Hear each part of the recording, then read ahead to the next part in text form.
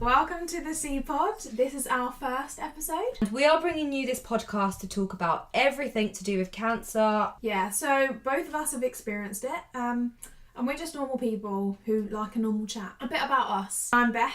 I'm 21. I've just graduated from uni. All is good with me now, kind of on the other side, so. So what was you diagnosed with? I was diagnosed with Hodgkin's lymphoma, stage 2A, so different to you. Yeah, so hi everyone, my name is Leanne and I am 22 years old. When I was 18, I was diagnosed with acute lymphoblastic leukemia. And Mouthful. I know, it's just such a tongue twister. It's just ugh. Yeah. And right now I have finished treatment and I think I am coming up to my 4 years clear.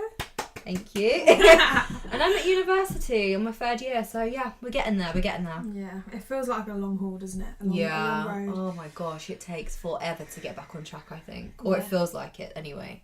But yeah, it's different for everyone. So I think this is the purpose of our podcast. I think both of us have experienced our own journeys, different treatments, different diagnosis. And we feel that in itself is so positive and so beneficial that if we talk about it, even if 5 people listen, my mum, dad, your mum, dad, and someone's My nan, dog. then, you know, someone can get something out of it. And by all means, we don't know everything, but we just know what we've experienced. So maybe that can help someone that's in a similar situation. Absolutely. And we were both discussing saying that when we were first diagnosed, we actually didn't know where to turn and we didn't really have any information or anybody that we could actually relate to. So hopefully having this, it would be nice for somebody to have something out there, and even when it's people that are their own age that have been through it, it's even, I find it's better that way because you just feel like you're so alone when you've been diagnosed with cancer and you don't know anyone else your age who has been diagnosed with it. I know I was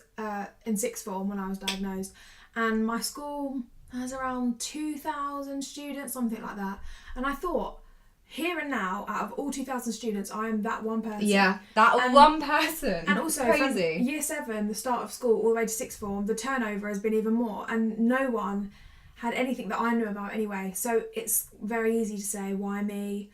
And be resentful and down about the whole thing, which is fine. It's a big thing. But you do feel like the only person in the world, especially at a young age. And I think that's our unique slant. We were both at young ages when things like this, life-threatening things, life and death even, wasn't even contemplated. We were just in our bubble as 17, 18-year-olds, even 19-year-olds when we were still experiencing it. Yeah. So it changes your mindset completely. When I was diagnosed, because I was 18, I was at university. I started my first year and everyone was having fun, everyone was going out drinking, everyone was just freshers, you know, making friends. And I just felt like I got sucked out of that so quickly. And then I was automatically in this new whole world that I had no clue about. You only hear about cancer in films, and even though you know it does happen in real life, everyone says it. You do hear everyone say this, but it's so true. You just don't expect it to happen to you. No, that's why we're here. So I'm 21 now, and you're 22. Yeah, so we're still young, and we're still still young. God, see these wrinkles. I don't feel young, but yeah. Mate, I'm in bed by about 8 o'clock every night. I can't live that lifestyle anymore. So lame. But yeah, we're just trying our best, and we're still learning. We're still getting used to our lives, even post-remission. I think things change. It never necessarily becomes easier. It's just different. But we can offer some advice, some guidance, just telling our anecdotes in a few podcasts. And I also think as well it's important to address how we feel now, as in the struggles we may face mentally now, the side effects that we may still have from chemotherapy, just because it's so strange how you're diagnosed and you're in this whole new world. You're constantly in hospital, and then all of a sudden you're better, and they're like, okay, see you later, have fun, start a life, and you're just left there a bit stranded, like, okay, so I know it sounds bizarre, but you had like a life planned out for you, like a life you wasn't given, you know, like you were going to hospital all the time, you had appointments, it was all planned for you, and then all of a sudden you're free. Yeah. And what do you do? But I think I found that maybe the most challenging part of the whole experience. And yeah, I think for me as well, this is the most challenging, which I think is why it's so important to speak about, because it's not really spoken about a lot. Yeah. and again, this is why we're here, I think it's for our own benefit as much as other people's. It's easy to come out of your last treatment and for people to say, oh, you're done now, great, resume things like it was before. And I felt a bit like I was in no man's land and in limbo quite a lot, because your attitude inevitably changes, but you just don't know what to do with it now. Also, I felt guilty. I felt I've been handed this experience. I've now come out the other side, but what do I do with it now? The things I've learnt, the things I've seen, the person that I am now is so different to before. So you kind of sit there in a weird state, like what goes on now? Exactly. And everyone, it feels like because the hospital let you go, everyone else just sends you off to continue things. So I started uni and it was like, off you go, it's going to be the best time ever. And it's not hardest. Necessarily, Yeah, I totally agree. And also I find that when you come out of this experience and like you said, you don't know what to do with it, I found it so challenging because part of me wanted to do something about it and raise awareness and helped raise money for charities and stuff like that, but then the other half of me wanted to forget it. And you're just constantly stuck in this cycle. For me personally, if someone spoke to me about it, I would kind of get annoyed and think, come on now, like, let's move past this, I'm over it, I don't need to speak about this no more. And then at the same time I feel like, no, actually this does need to be spoken about, and I feel like I find quite difficult speaking about it. I think it's, for me, it was learning how to deal with it. So getting that right balance between, addressing it and accepting it and not repressing it, but in a more positive way. You don't want to kind of push it to the back and it to be a taboo topic that you never really get over, and then in 10 years' time you struggle. To an extent, I feel like that's what we have done, because we met through a cancer charity, and I mean, there were times when we have spoken about it, but our conversations have never really... No. We've never really been about hospital. We never spoke about it. I think we met outside of hospital at a charity event, which for me was so refreshing because it was like a life outside of treatment at hospital, which defines you at that point in life. And we both seemed to get over it so quick. Not in terms of emotionally or anything, but from the outside looking in, getting on with life. When you're being treated, you're stuck in, like your front room and at a hospital for about 4 to 6 months, maybe longer. Everything stops. The things you used to do, you don't anymore. Simple things. I remember I used to sit on my bed and look out the window and think, how are they walking? How are they walking to work? Like, how do they have the energy? How do they walk? Exactly. How do they do these wish you things? Could walk. Like, it's stuff like, And I just thought, it absolutely baffled me how everyone had the energy to do everything every day. I know. And I couldn't imagine it. It's crazy. And like, to think back now though, like how we were back then and the stuff we do now, if someone said to me back then, it's fine, you're going to be going to different countries, travelling the world, you're going to be doing this at university, you're going to be visiting friends and stuff, I'd be like, no, I have no energy to do this. And I never thought that I would gain that energy back. And I think, like, tying this back to the podcast, I think the importance of doing this is for us to remind ourselves how blessed we are to be able to do these things now. I remember at the time I felt so appreciative to do the simple things, like having a shower without my PICC line and my waterproof sleeve on. I thought, oh my god, I'm having a shower and I can finally be grateful for it. Whereas now I have a shower and don't think about it twice. And I think this reminds us just how important it is, we're here and we've made it, and to give someone else that bit of hope, because when I went through it, I couldn't see the other side. And if someone would have advised us or just said, like, this was me a year ago, like, trust me, do this, do that, and just given us a heads up, I think it would have been a game changer. And I think it's important because we were lucky enough to be surrounded by people that were similar ages to us because it was a teenage unit. However, the people that we met were the people that were going through it. We didn't really know anybody that had come out of it, and we also knew people that didn't make it. So, and I feel like when you walk into that environment, you're scared automatically.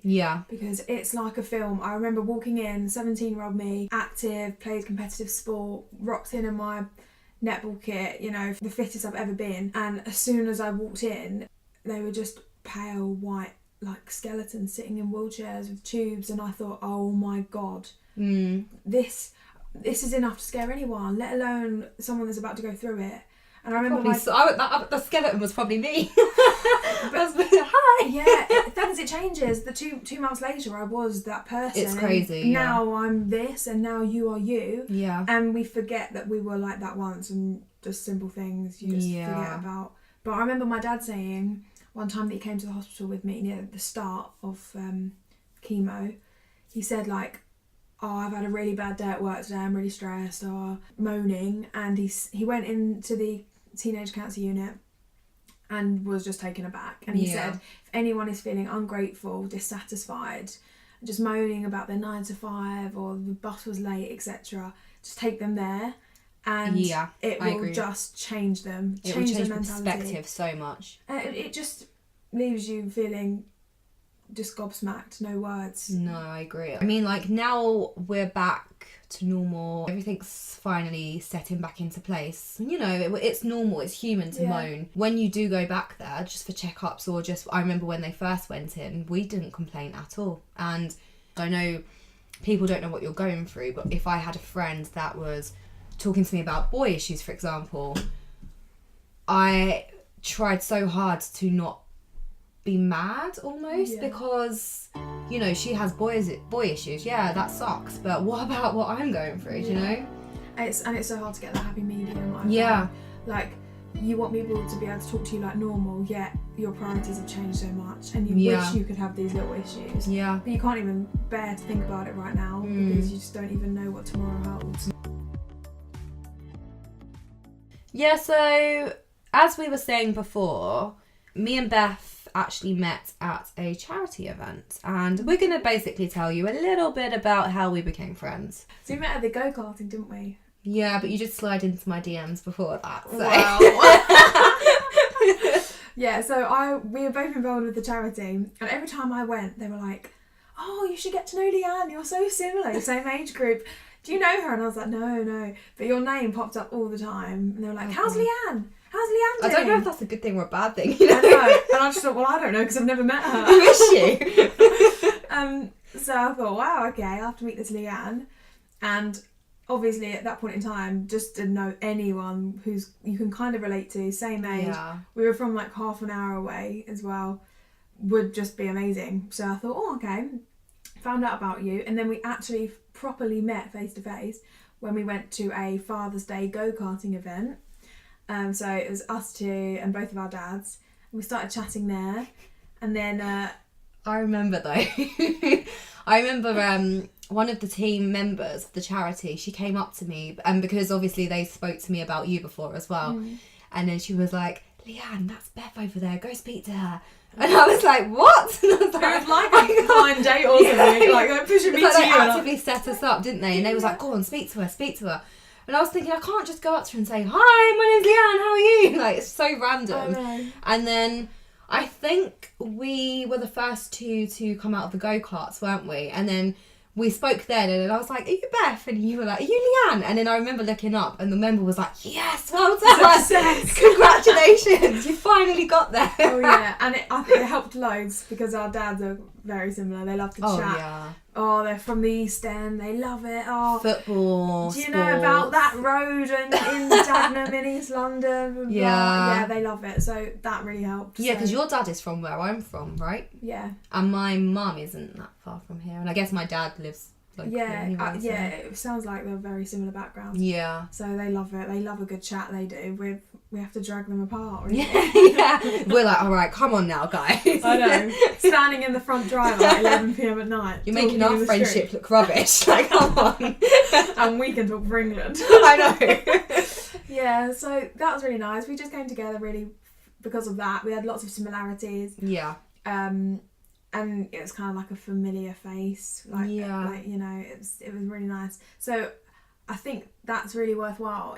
If anyone is watching this, full stop. Or listening. Yeah, if anyone's watching it. No, but if anyone's watching this and experiencing it, and you can just offer someone else a helping hand, or you can get to know someone that's similar age to you or similar circumstances, then it helps a lot because it's hard. I never wanted to complain because it would make my parents sad or upset, and they'd know that we're struggling. Friends, similar, like a similar situation. You feel like a bit of a burden, or that they will never understand, so there's no point in telling them. But that's yeah, I found that really hard. Yeah, if so, you end up keeping it to yourself, repressing it. I felt like such a burden as well, and I just felt like I want to tell my friends this, I want to tell my family that, but for one, it will probably freak them out. Yeah. Two, they wouldn't know what to say, which is understandable.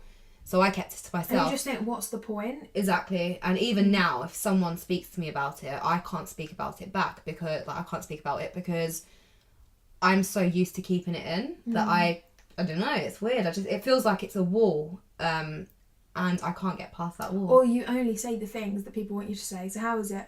Oh yeah, fine. And then you say when you got your next checkup. Yeah. Oh, you do this scans. You don't actually get to the nitty gritty because it's like we were never. I don't want to say allowed because I'm sure our parents would have said, "Say anything you want. We're here for you." But it was like it was never okay to say the roughest of times, and probably a lot of cancer patient survivors feel like that, so it's quite easy to gloss over. Yeah, and I feel like as well, you have to play this character that's like really strong and really inspiring. Yeah. Right, so my mum, she cries at everything. Oh, bless her. So I feel like we'd be great friends. Yeah.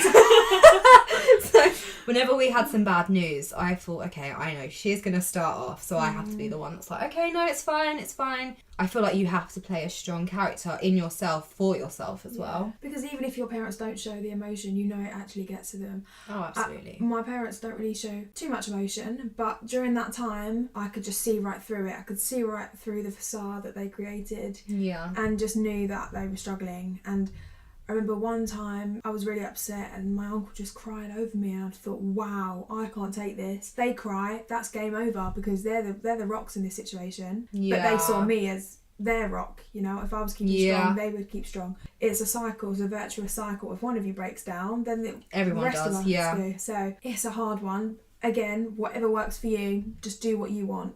Put yourself first in this scenario, because you are the patient, or if you're a patient's friend or whatever, sometimes you don't need to say anything. Sometimes they want to be treated like they're normal still, not normal, but just the regular version of themselves, the person they are. Yeah, exactly. So you don't need to have a conversation that's tiptoeing around every subject. Chat about regular things, but give them a heads up, you know. If you're not someone that's going through it but knows someone else that's going through it, you need to be so understanding and accepting, because there are things that they can't do no more that they used to be able to do. And you know, I have lost so many friends because they didn't understand.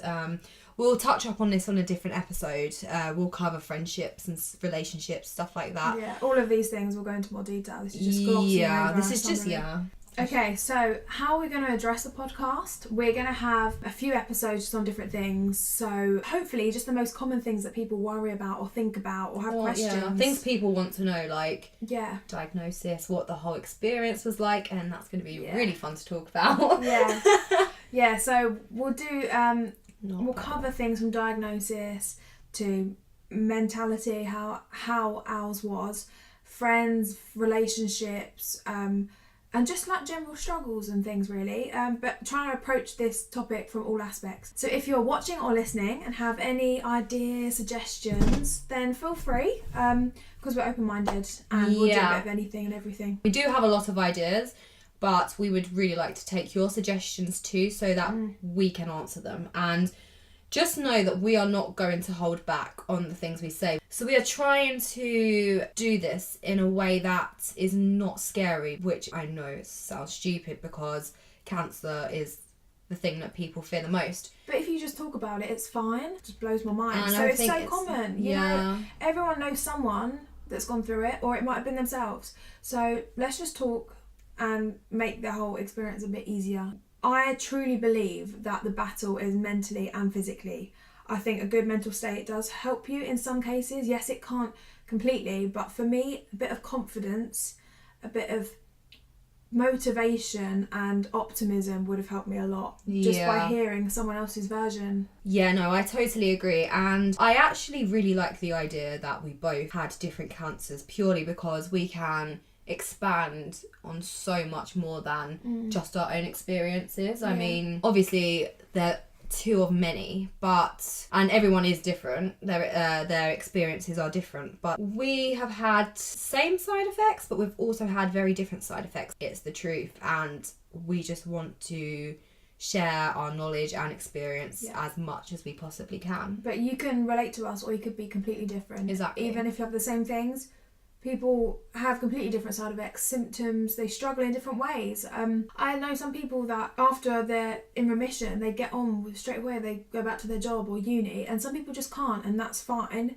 You just need to listen to yourself. You can't do things for other people. You just have to see where it takes you. What you just said there was the definition of us, because I know you struggled, but you went straight back to university straight after your treatment. And with me, I couldn't, because my treatment was for 3 years, 2.5 to 3 years, but I had 6 months of intense treatment. Even though it was intense, so it's the same as yours, I could not do it. I don't know why. It's just, I guess it's everyone's different, isn't it? Yeah. All in all, I hope you enjoy our podcast. This is just a little mini introduction, and we will get on to the nitty-gritty bits in the next one. I believe we're going to speak about our diagnosis and the depressing... Exciting times. Exciting! I was going to say the depressing stuff. We've got so much to come, and we hope we can share it all with you on YouTube and our podcast online. So feel free to check us out. There's so much more to come. Thank you so much for tuning in and listening to the C-Pod. Catch us next time when we'll talk all about our diagnosis. See you later. Bye.